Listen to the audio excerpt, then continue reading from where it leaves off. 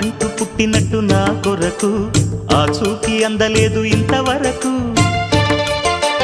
వచ్చింది గాని ఈడు ఒంటి వరకు వేధించలేదు నన్ను జంట కొరకు. చూశాక ఒక్కసారి ఇంత వెలుగు నా వంక రాను అంది కంటి కునుకు.